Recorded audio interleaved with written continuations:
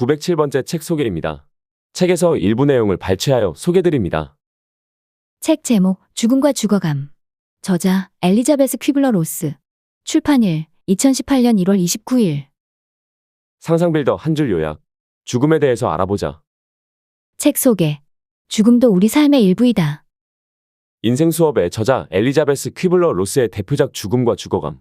죽음의 5단계를 최초로 소개한 죽음학 연구의 고전으로 투병과 죽음이라는 주제가 의학과 의사들의 영역으로 국한되었던 것을 인생의 경험이자 개개인의 사적인 영역으로 끌고 나오며 사회적인 반향을 이끌어냈다.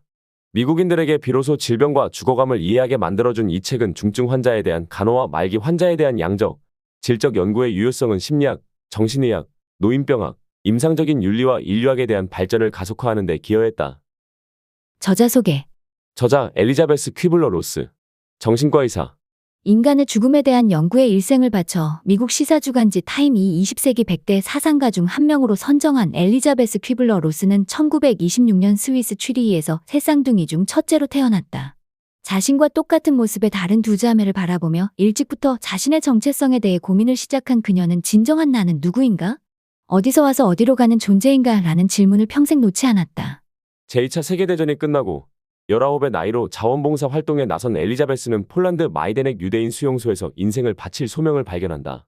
그곳에서 죽음을 맞이해야 했던 사람들이 지옥 같은 수용소 벽에 수없이 그려놓은 환생을 상징하는 나비들을 보고 삶과 죽음의 의미에 대해 새로운 눈을 뜨게 된 것이다. 취리히 대학에서 정신의학을 공부한 그녀는 미국인 의사와 결혼하면서 뉴욕으로 이주한다. 이후 뉴욕, 시카고 등지의 병원에서 죽음을 앞둔 환자들의 정신과 진료와 상담을 맡는데 의료진이 환자의 심박수, 심전도, 폐 기능 등에만 관심을 가질 뿐 환자를 한 사람의 인간으로 대하지 않는 것에 충격을 받는다. 그녀는 앞장서서 의사와 간호사, 의대생들이 죽음을 앞둔 환자들의 마음속 이야기를 들어주는 세미나를 열고 세계 최초로 호스피스 운동을 의료계에 불러일으킨다. 그리고 죽어가는 이들과의 수많은 대화를 통해 어떻게 죽느냐라는 문제가 삶을 의미 있게 완성하는 중요한 과제라는 깨달음에 이른다. 그녀가 시한부 환자 500여 명을 인터뷰하며 그들의 이야기를 담아 써낸 죽음과 죽어감 On Death and Dying은 전 세계 25개국 이상의 언어로 번역될 만큼 큰 주목을 받았고 그녀는 죽음 분야의 최고 전문가가 된다. 이후 20여 권의 중요한 저서들을 발표하며 전 세계의 학술 세미나와 워크숍들로부터 가장 많은 부름을 받는 정신의학자가 된 그녀는 역사상 가장 많은 학술상을 받은 여성으로 기록된다. 그녀는 죽음에 관한 최초의 학문적 정리를 남겼을 뿐만 아니라 삶에 대해서도 비할 바 없이 귀한 가르침을 이야기했다. 그리고 죽음에 이르는 순간까지 그 가르침을 전하며 살았다. 그녀는 2004년 8월 24일 눈을 감았다. 책에서 얻은 내용. 위대한 지적 자유와 의학, 과학에 대한 지식이 날로 향상되었지만 한 인간이 집에서 품위 있게 죽음을 맞이하는 시대는 끝나고 말았다. 오직 인간만이 언젠가는 삶이 끝난다는 사실을 알고 있지만 많은 사람들이 여전히 비인간적인 죽음으로 인생의 극이 끝나고 있다. 익숙하고 애정이 깃든 환경에서 자신의 삶을 마치고 싶어 하지만 많은 이들이 병원에서 생을 마감하고 있다. 현대사회의 죽음은 더 외롭고 더 기계적이고 더 비인간적인 것이 되었다. 때로는 환자가 실질적으로 사망한 시점을 판단하기조차 어렵다. 문명이 발달한 현대사회에서 우리는 삶의 일부로서 평화로운 죽음을 맞이하지 못하고 있다. 죽음이 너무나 두려운 나머지 우리가 알고 있는 모든 지혜 대신 기계에 매달리는 것은 아닐까? 인간의 나약함, 한계, 실패, 더 나아가서 우리 자신의 죽음을 일깨워주는 한 인간의 고통스러운 얼굴보다 기계가 우리와 더 가깝기 때문은 아닐까라는 50년 전의 한 그녀의 질문이 지금도 유효하다는 사실에 자유롭지 못하다. 죽음은 불길한 일이며 두려운 사건으로 항상 혐오의 대상이었으며 앞으로도 그럴 것이다. 달라져야 하는 것이 있다면 죽음과 죽어감을 다루고 대하는 우리의 방식일 것이다. 우리 모두는 자신의 죽음에 대해 진지하게 사유하고 진실을 대면하고 수용함으로써 오늘이 마지막인 듯 인생을 충실히 살아가고 마지막은 더 인간적으로 생을 마칠 수 있어야 한다. 어떻게 죽느냐가 중요한 문제로 대두되었다. 20세기 중반 한 여의사의 메시지인 죽음과 죽어감은 오늘날의 한국 독자에게 여전히 유효하다. 엘리자베스 퀴블러-로스는 투병과 죽음이라는 주제가 의학과 의사들의 영역으로 국한되었던 것을 인생의 경험이자 개개인의 사적인 영역으로 끌고 나왔다. 환자와 의료진의 관계를 근본적으로 재편했으며 죽음과 죽어감에 대한 한 개인의 자주권을 회복시켰다. 진정한 인간 중심의 삶을 성취하기 위해 우리는 얼마나 먼 길을 왔으며 또 얼마나 먼 길을 가야 하는가. 문명의 시대에 여전히 아픈 환자들은 선택한 적이 없는 길을 가고 있으며 우리 모두가 결국엔 가야 할 길이다. 우리 자신의 유한성은 알면서도 우리가 죽는 방식은 미리 결정되어 있지 않고 우리의 선택에 따라 좋아질 수도 나빠질 수도 있다. 몸소 죽어가는 사람들을 만나며 엘리자베스 퀴블러 로스가 목소리를 냈듯 누구나 실제로 죽음과 맞닥뜨리기 전에 죽음이 코앞에 닥쳤을 때보다 저만치 멀리 있을 때가 덜 두려움으로 평상시에 습관적으로 죽음과 죽어감에 대해 생각해 보아야 한다. 죽음도 삶의 일부이므로 서문. 죽음에 대한 두려움. 지난 세대만 해도 무수한 사람들이 병으로 목숨을 잃었다. 아기와 어린아이들이 죽는 경우도 흔해서 가족 중에 어려서 목숨을 잃은 사람이 없는 집이 거의 없을 정도였다. 지난 수십 년 동안 의학계는 엄청난 발전을 이룩했다. 예방의학이 실용화되면서 적어도 미국과 유럽 전역에서만큼은 많은 질병이 퇴치되었다. 화학요법, 특히 항생제는 전염병으로 인한 사망자 수를 급격히 줄이는 데 공헌했다. 아동에 대한 치료와 교육도 소아 사망률을 낮추는 데 기여했다. 청장년층의 목숨을 무수히 앗아갔던 수많은 질병들이 정복되었다. 노년층이 증가했고 악성 질환 혹은 만성 질환을 앓는 환자들은 이제 주로 노년층이다. 소아과 의사들은 생사를 다투는 치명적인 질환을 앓는 환자를 치료할 일이 줄어든 대신 심리장애나 적응 및 행동장애 환자를 다룰 일이 많아졌다. 의사의 진료 대기실에는 그 어느 때보다도 정서적인 문제를 지닌 환자들이 많고 그 중에서도 특히 체력의 쇠퇴와 한계에 적응하려 애쓰면서 한편으로는 고통과 분노 속에서 외롭고 고독한 삶을 살아야 하는 노인 환자들의 숫자가 증가했다. 이들 노인들의 욕구는 또 다른 전문가, 이를테면 목사나 사회복지사에 의해 부각되고 또 충족되어야 한다. 내가 지난 수십 년 동안 우리 사회에서 일어난 변화를 파악하고자 노력했던 이유는 바로 이들 노인들을 이해하기 위해서였다. 이 사회의 어떤 변화가 여러 가지 정신적 질환들을 유발했는지 파악해야만 죽음과 죽어감의 문제를 제대로 이해하고 대처할 수 있을 거라 생각했다. 과거를 돌아보고 과거의 문화와 사람들을 연구하다 보면 인간에게 죽음은 항상 혐오의 대상이었으며 앞으로도 그럴 것이라는 점이 인상적이다. 정신과 의사의 관점에서 보면 이러한 현상은 충분히 납득할 만한 일이며 어쩌면 죽음이란 결코 나 자신에게만큼은 일어날 수 없는 일이라는 인간의 무의식 속에 자리 잡은 절대적인 믿음이야말로 그러한 현상을 가장 잘 설명하고 있다. 인간의 무의식은 지상에서의 삶이 끝난다는 사실을 인식하기 어렵고 따라서 인간의 삶이 끝나야 한다면 그것은 외부 누군가의 악의적인 개입으로 인한 것이어야 한다. 간단히 말해서 우리의 무의식 속에서 우리는 누군가에 의해 죽임을 당하는 것만 가능할 뿐 자연적인 원인이나 노화로 죽는 것은 상상할 수가 없는 일인 것이다. 따라서 죽음은 불길한 일이고 두려운 사건이며 그 자체로 심판 혹은 처벌을 요하는 일인 것이다. 첫 번째로 이러한 기본적인 사실들을 반드시 기억해두기 바란다. 그래야만 의미심장하지만 그러면서도 난해한 환자들의 이야기를 이해할 수 있기 때문이다. 두 번째로 우리가 기억해둘 것은 무의식 속에서 우리 인간은 소망과 현실을 구분하지 못한다는 사실이다. 비이성적인 꿈의 영역에서 두 개의 상반된 감정이 공존할 수 있다는 사실은 누구나 알고 있다. 깨어있는 상태에서는 결코 있을 수 없는 일이 꿈속에서는 얼마든지 일어날 수 있다. 우리의 무의식이 미치도록 누군가를 죽이고 싶다는 욕망과 그 사람을 실제로 죽이는 행위를 구분하지 못하는 것처럼 어린아이도 그러한 구분을 하지 못한다. 자신의 욕구를 충족해주지 않은 엄마가 죽었으면 좋겠다고 생각했던 아이는 실제로 엄마가 죽었을 때 심각한 정신적 외상을 입는다. 그러한 욕망을 품었던 시기와 실제로 그 사건이 일어난 시기가 전혀 일치하지 않는다고 해도 마찬가지다. 아이는 항상 엄마를 잃은 게 자기 잘못이라고 생각한다. 다 내 잘못이야. 내가 못되게 굴어서 엄마가 날 떠난 거야. 부모가 이혼하거나 별거하는 경우, 혹은 부모에게서 버림받은 아이들의 경우에도 똑같은 반응을 보인다는 사실을 기억하는 게 좋을 듯하다. 어린아이들에게 죽음은 종종 일시적인 현상으로 여겨지기 때문에 헤어진 한쪽 부모를 다시 만날 수 있는 이혼과 죽음이 별로 다르지 않다. 엄마, 내가 강아지를 땅에 묻을래요. 그러면 내년 봄에 꽃이 필 때 강아지도 살아날 테니까요. 부모들은 아이들로부터 이런 말을 종종 듣는다. 고대 이집트 사람들이 죽은 사람을 땅에 묻을 때 그가 좋아했던 음식이나 물건들을 함께 묻었던 것이나 초기 아메리카 원주민들이 죽은 사람을 매장할 때 그의 물건을 함께 묻었던 것도 결국은 같은 소망에서였을 것이다.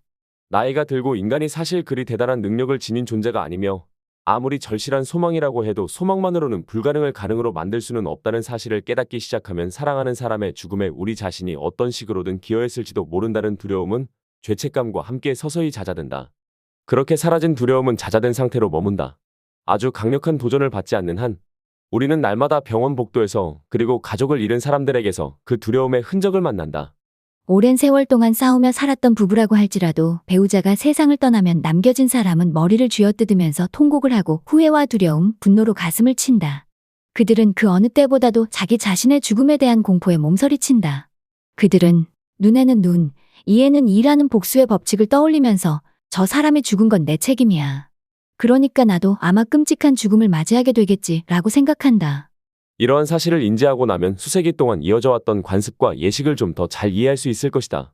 죽음과 관련한 관습과 예식의 목적은 신의 분노, 혹은 죽은 자의 분노를 가라앉히고 그들이 받게 될 처벌을 최소화하는 것이 목적이었다. 찢어진 옷, 베일, 클라지 위버사 같은 풍습은 모두 애도자들을 불쌍히 여겨달라고 부탁하기 위한 방식이며 슬픔, 비통함, 그리고 수치심의 표현이다. 가슴을 치거나 머리카락을 쥐어뜯거나 먹기를 거부하는 것 역시 사랑하는 사람의 죽음으로 인해 자신에게 쏟아질 비난과 처벌을 피하거나 줄이려는 행동이라고 볼 수 있다. 슬픔, 수치심, 죄책감은 화 혹은 분노와 동떨어져 있지 않다. 슬픔의 과정에는 항상 분노의 요소가 포함되어 있다. 그 누구도 죽은 사람에 대한 분노를 인정하려 들지 않기 때문에 이러한 감정들은 종종 다른 감정으로 위장되거나 억압되어서 슬픔의 기간을 연장하거나 다른 방식으로 표출되곤 한다. 우리는 그러한 감정들을 나쁜 것, 수치스러운 것으로 여길 것이 아니라 가장 인간적인 것으로 이해하고 그 의미와 기원을 이해해야 한다. 이 부분을 설명하기 위해 다시 어린아이의 경우를 예로 들어보겠다. 우리 마음속 어린아이 말이다. 엄마를 잃은 5살짜리 아이는 엄마가 사라진 게 자기 탓이라 생각하고 더는 자신의 요구를 들어주지 않는 엄마, 자신을 버리고 떠난 엄마에 대한 분노를 품는다. 죽은 엄마는 아이에게 너무도 사랑하고 갈망하는 대상이면서 한편으로는 엄청난 박탈감을 안겨준 증오의 대상이 되는 것이다. 고대 유대인들은 시체를 불결한 것, 만져서는 안 되는 것으로 여겼다. 초기 아메리카 원주민들은 사악한 혼령이 있다고 믿었고 그 혼령을 쫓기 위해 공중에 화살을 쏘았다. 여러 문화권에서 사악한 죽은 자를 돌보는 예식이 있었고 비록 우리 자신은 인정하려 하지 않지만 그 모든 예식은 결국 우리 모두에게 여전히 남아있는 분노의 감정을 다스리기 위한 것이었다. 묘비를 만드는 풍습도 어쩌면 사악한 영혼을 지하에 가두기 위한 것이었을 수도 있다. 애도자들이 무덤 위에 자갈을 얹는 것도 그러한 소망의 상징이었을 수도 있다. 우리는 군대 장례식에서 예포를 쏘는 것을 고인에게 마지막으로 경의를 표하기 위한 것이라고 말하지만 그것은 원주민들이 허공에 창을 던지고 화살을 쏜 것과 똑같은 상징적인 의식이다. 나는 기본적으로 인간은 변하지 않는다는 점을 강조하기 위해 이런 예를 들었다. 죽음은 우리 인간에게 여전히 두렵고 끔찍한 사건이다. 비록 우리 자신이 어느 정도 극복했다고 믿는다 해도 죽음에 대한 두려움은 인간이라면 누구나 지니고 있는 공통적인 감정이다. 달라진 게 있다면 죽음과 죽어감, 그리고 죽어가는 환자들을 다루고 대하는 우리의 방식이다.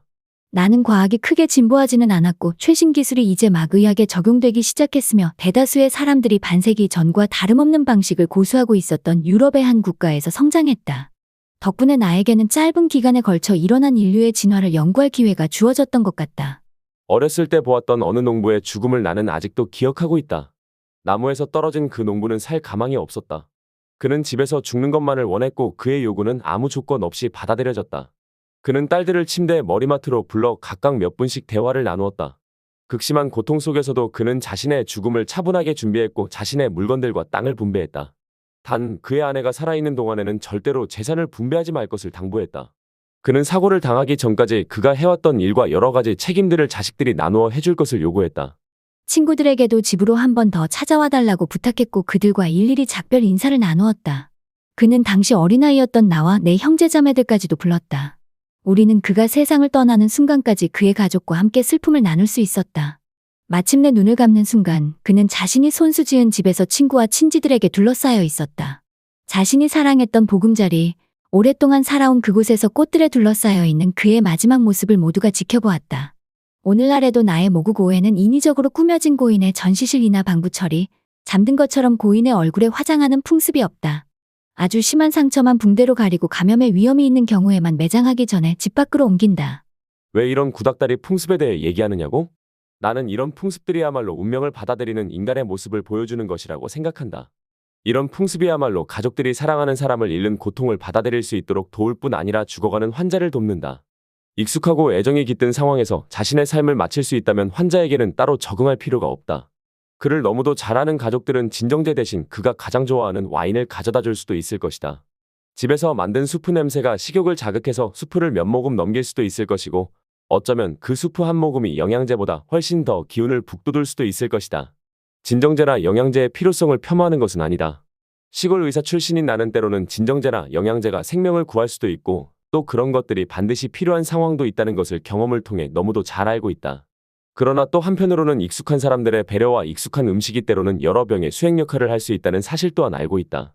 여러 사람들이 동원되는 것도 아니고 특별한 간호가 이루어지는 것도 아니지만 환자의 심리적 욕구를 충족할 수 있다는 지극히 단순한 이유 때문이다.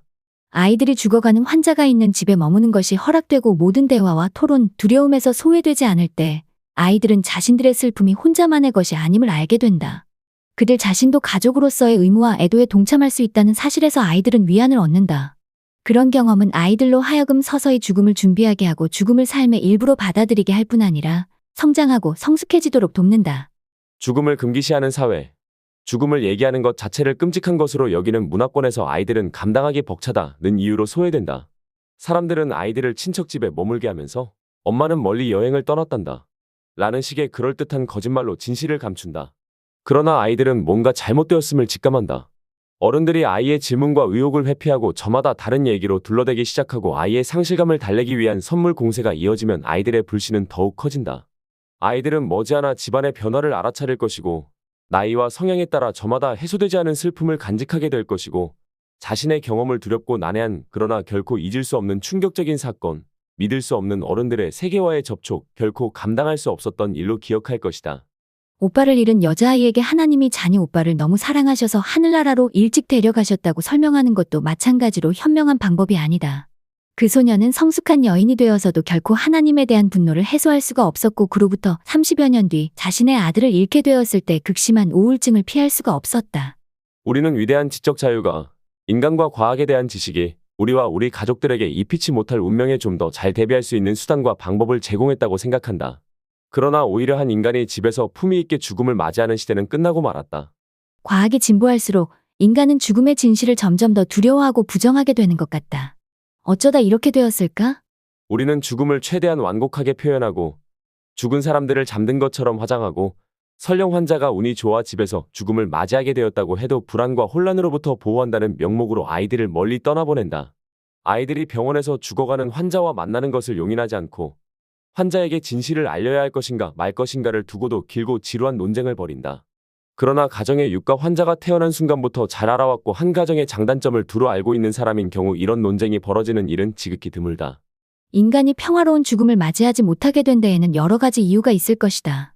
그 중에서 가장 중요한 요인은 현대 사회에서 죽음이라는 것이 여러 면에서 좀 더 외롭고 좀 더 기계적이며 좀 더 비인간적인 것이 되었다는 점을 들 수 있다.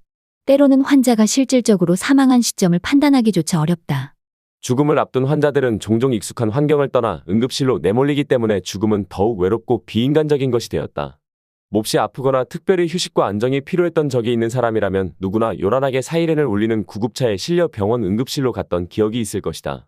그런 소동을 견디고 살아남은 자들만이 단지 기나긴 시련의 시작일 뿐인 그 불편하고 냉혹한 소동에 감사할 것이다.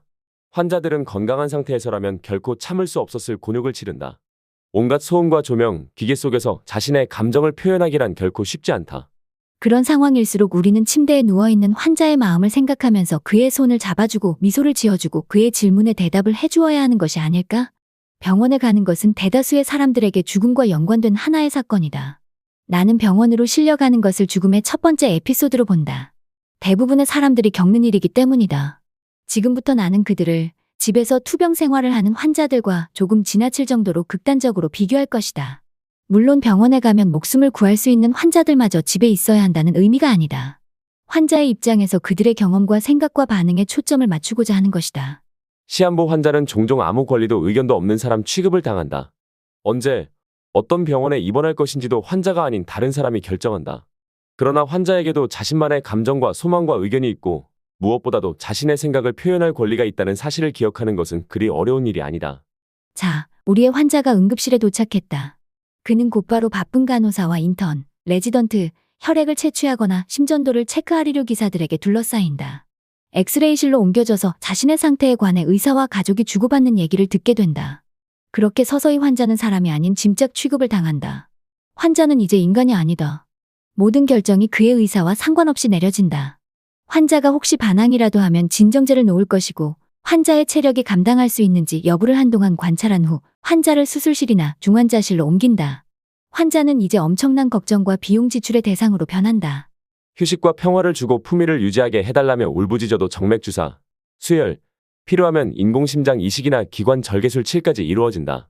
환자는 단 하나의 질문이라도 던질 수 있는 단 1분의 시간을 원하는 한 사람의 인간이건만 그의 심장 박동수와 맥박, 심전도, 심폐기능, 분비물이나 배설물 등을 검사하려는 사람들만 주위에 북적일 뿐 그를 인간으로 대하는 사람은 아무도 없다. 그 모든 상황과 맞서 싸울 수도 있겠지만 결국 이 모든 것이 그의 목숨을 구하기 위해 이루어지는 일들이기 때문에 그럴 수도 없다. 만약 그렇게 해서 목숨을 구하고 나면 그 다음엔 환자의 입장을 고려해 볼 수도 있을 것이다. 환자의 입장을 진정으로 생각하는 사람은 어쩌면 그의 목숨을 건질 시간을 빼앗는 사람이 될 수도 있다. 적어도 이것이 이 모든 다급한 상황의 바탕에 깔려있는 논리이며 합리화인 것 같다. 하지만 과연 그럴까? 기계적이고 비인간적인 환경의 원인이 혹시 우리 자신의 방어 심리는 아닐까? 생명을 위협하는 심각한 병에 걸린 환자들이 우리 마음에 일으키는 불안감을 억누르려는 우리 자신의 방어적인 태도는 아닐까? 각종 의료기기와 혈압에 집착하는 것은 다가올 죽음을 부정하고 싶어하는 우리 자신의 필사적인 노력은 아닐까? 우리에게 다가올 죽음이 너무도 두렵고 불안한 나머지 우리가 알고 있는 모든 지혜 대신 기계에 매달리는 것은 아닐까? 인간의 나약함, 한계, 실패, 더 나아가서 우리 자신의 죽음을 일깨워주는 한 인간의 고통스러운 얼굴보다 기계가 우리와 덜 가깝기 때문은 아닐까? 여기서 우리는 이런 질문을 던져보지 않을 수 없다. 우리는 점점 더 인간적인 방향으로 가는 걸까? 아니면 비인간적인 방향으로 가는 걸까? 이 책에는 함부로 판단하려는 의도는 결코 담겨 있지 않지만 그 대답이 무엇이건 환자들은 분명히 전보다 더 고통받고 있다. 비록 육체적으로는 아닐지라도 정서적으로는 그렇다. 환자들의 욕구는 수세기 동안 변하지 않았다. 다만 그들의 욕구를 충족하는 우리의 능력이 달라졌을 뿐. 지금까지 상상빌더였습니다. 감사합니다.